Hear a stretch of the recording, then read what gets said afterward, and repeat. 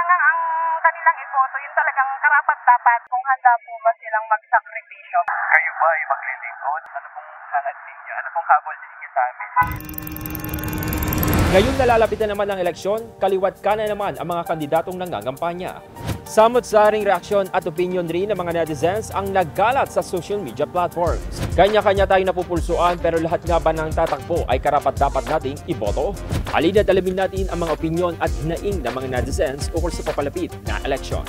Bakit po sa tingin niyo importante ang pagboto tuwing eleksyon? Dahil ang isa pong boto pwede pong makapagpabago ng buhay, pwede pong makaapekto sa buhay ng ng mamamayan.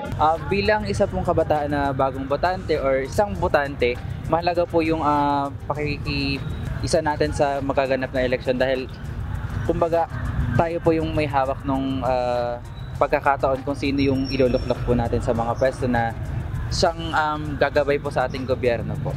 Lagi kasing importante po yun kasi minsan pag ang isang tao nagkaroon ng problema at saka may pangangailangan yung mga anak. Mahalaga ang pagboto gawa ng kailangan ng ating lungsod na magkaroon ng namumuno.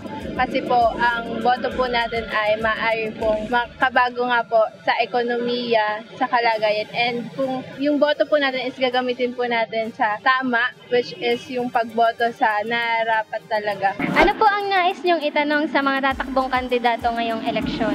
Ano yung maipapangako nyo na hindi lang basta gagawin? Sila may tapat sa tao, sa bayan.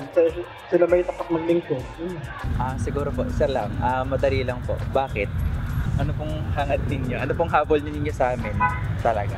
Kayo ba ay maglilingkod para sa taong bayan o maglilingkod para sa interes ninyo?